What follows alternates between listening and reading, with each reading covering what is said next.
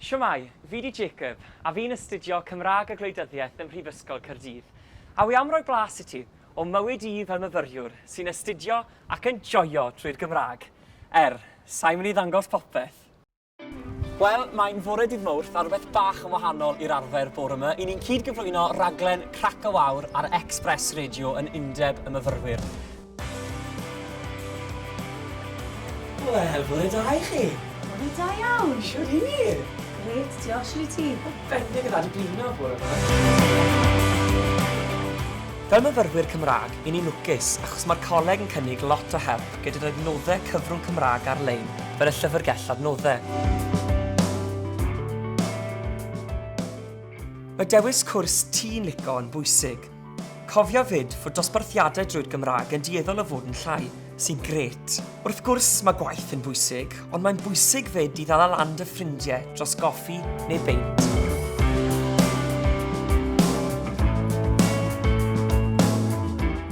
Felly, dyma Elliw Iwan, hi yw swyddog y gangen fan hyn ym mhrifysgol Caerdydd, ac mae yna swyddog I gael ym mhob prifysgol dros Gymru.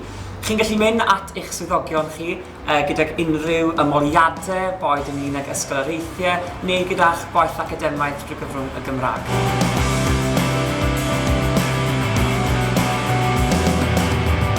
Wrth astudio drwy gyfrwng y Gymraeg, mae yna ddigon o gyfleoedd I ddod ar brofiad gwaith.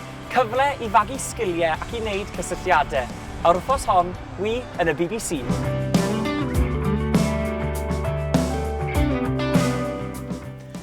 A dyma ni wedi cyrraedd swyddfa Anna Low sy'n diwtor iaith ar y dystysgrif sgiliau iaith. Mae tiwtoried fel Anna ym mhob prifysgol, a maen nhw'n paratoi ar gyfer cael dystysgrif sgiliau iaith. I ni'n gallu dangos y dystysgrif hon I gyflogwyr pan I ni'n wylo am swyddi. Mae fe'n dangos bod gyda ni'r sgiliau llafar a ysgrifennu yn Gymraeg.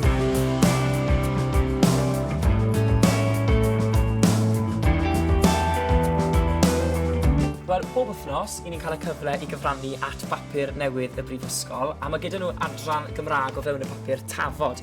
A wi'n trial yng ngorau glas I gyfrannu cymaint fi'n gallu. Mae'n gyfle wych I holl eich sgiliau newydd I diro chi ac I ymarfer eich Gymraeg chi'n ysgrifenedig hefyd. Mae byw mewn tŷ neu halls dy ffrindiau yn y brifysgol yn lot o hwyl, a ti wir yn dod I nabod pobl. Felly, I ni'n dod bob dydd Llun a dydd Mercher I ymarfer gyda côr aelwyd y wain ddyfal. A wi wrth y modd dod fan hyn bob wythnos I gymdeithasu ac cael cyfle hefyd I ganu. Felly, dechrau.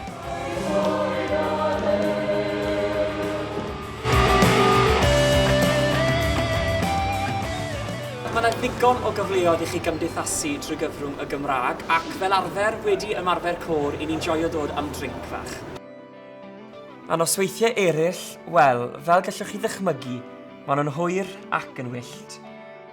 A na fe, blas o be wi'n neud yn y brifysgol.